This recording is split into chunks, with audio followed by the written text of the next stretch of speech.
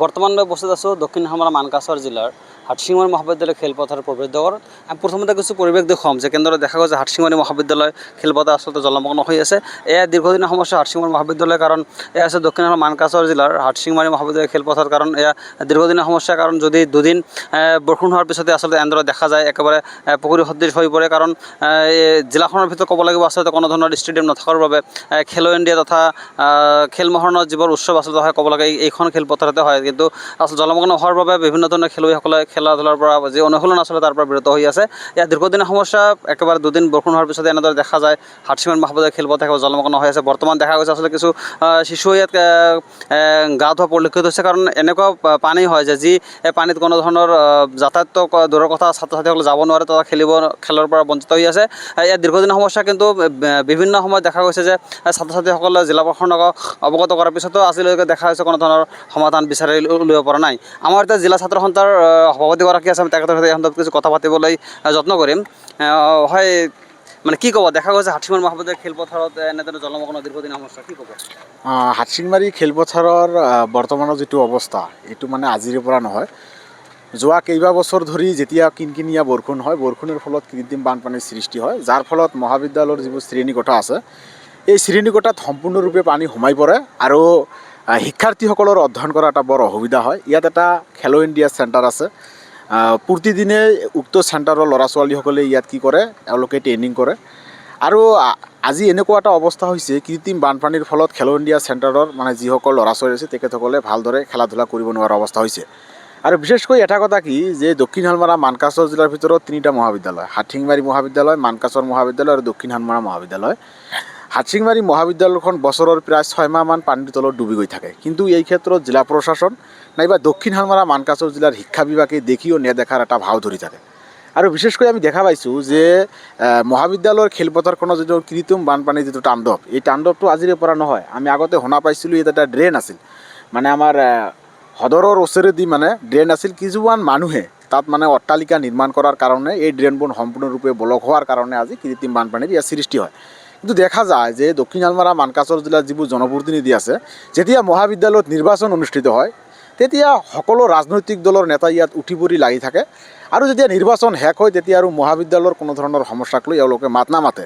গতিকে আমি এটা কথা ক'ব বিচাৰিছোঁ যে যেতিয়া আপোনালোকৰ নিৰ্বাচন আহে তেতিয়া যদি ইমান মজা থাকে আৰু নিৰ্বাচন শেষ হোৱাৰ পিছত যদি আপোনালোকৰ কোনো ধৰণৰ আওকাণ নাথাকে, তেনেহ'লে ইয়াত নিৰ্বাচন কিয় খেলিব লাগে?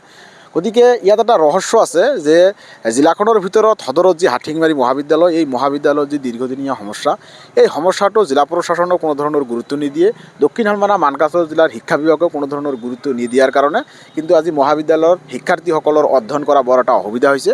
গতিকে আপোনাৰ সংবাদ মাধ্যমৰ যোগেদি আমি অসম চৰকাৰক আহ্বান জনাইছোঁ, শিক্ষা বিভাগক আহ্বান জনাইছোঁ যে দক্ষিণ হালমাৰা মানকাছৰ জিলাৰ যি হাটশিঙিমাৰী মহাবিদ্যালয়, এই মহাবিদ্যালয়ৰ বৰ্তমান যি মানে কৃত্ৰিম বানপানীৰ যিটো তাণ্ডৱ, এই তাণ্ডৱটো যাতে অতি সোনকালে মানে পৰিৱেশটো ধুনীয়া কৰি দিয়াৰ কাৰণে আমি চৰকাৰক আহ্বান জনাইছোঁ। আৰু ইয়াত ড্ৰেইনৰ ব্যৱস্থা কৰিব লাগিব।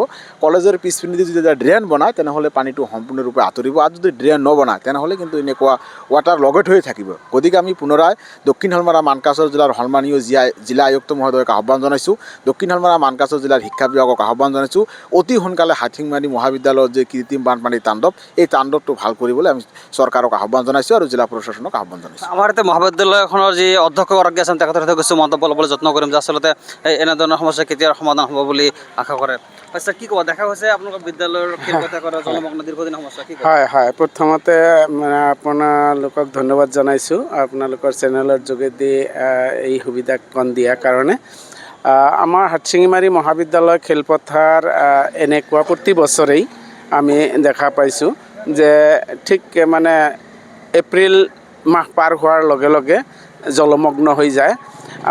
বিশেষকৈ আমাৰ মহাবিদ্যালয় খেলপথাৰখন এনেকৈ ডুবি থাকে।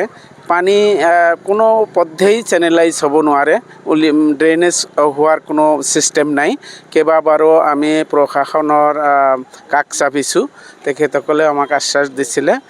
আৰু মই আজি মানে অনুৰোধ জনাইছোঁ আমাৰ জিলা প্ৰশাসনক যে আমাৰ মহাবিদ্যালয় খেলপথাৰত জমা হোৱা পানীখিনি ড্ৰেইনেজ কৰি ক'ৰবালৈ উলিয়াই দিয়াৰ কাৰণে সুব্যৱস্থা কৰি দিলে ভাল হয়।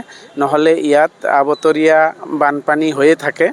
আমাৰ দুখৰ বিষয় ছাত্ৰ ছাত্ৰীসকলৰ শৈক্ষিক পৰিৱেশ আমি বিনষ্ট হোৱা দেখা পাইছোঁ। কেতিয়াবা আমাৰ বানপানীৰ সময়ত ক্লাছ বন্ধই থাকে। এনেকুৱা পৰিস্থিতিত আমি দেখা পাইছোঁ যে শৈক্ষিক বাতাবৰণ আমি ঠিকমতে চলাই যাব পৰা নাই। হয়, আছিলে যে অধ্যক্ষগৰাকীয়ে এটা কথা মন্তব্য এটা কথা উল্লেখ কৰিলে যে আচলতে এই জলমগ্ন নোহোৱাৰ বাবে বিদ্যালয়ৰ ছাত্ৰ ছাত্ৰীসকলৰ শৈক্ষিক পৰিৱেশত ব্যাঘাত জন্মে, লগতে বিদ্যালয়ৰ যি আচলতে মহাবিদ্যালয়ৰ যি ক্লাছসমূহ বৰ্জন কৰাৰো পৰিৱেশ আহে, যাৰ বাবে অধ্যক্ষগৰাকীৰ লগতে যি জিলা ছাত্ৰ ভাৰপ্ৰাপ্তগৰাকীয়ে এটা কথা উল্লেখ কৰিলে যে এই মহাবিদ্যালয়ৰ খেলপথাৰত জমা হোৱা পানীসমূহ নিষ্কাশনৰ বাবে যে ড্ৰেইন নিৰ্মাণ কৰিছিল, আচলতে ড্ৰেইনৰ কাষতে মানুহ অট্টালিকা নিৰ্মাণ কৰাৰ বাবে ড্ৰেইনসমূহ বন্ধ হোৱাৰ বাবে পানীসমূহ ইয়াতে জমা হৈ আছে, যাৰ বাবে জিলা প্ৰশাসন তথা চৰকাৰক অনুৰোধ কৰিছে অনধিপূৰ্ণ পানীসমূহ নিষ্কাশন কৰি ছাত্ৰ ছাত্ৰীসকলক খেলা ধূলাৰ কাৰণে যি খেলপথাৰ আছে মুকলি কৰি দিয়ে। বৰ্তমান আমি হাটশিঙাৰ পৰা মকিবুৰ ৰহমান, ND24।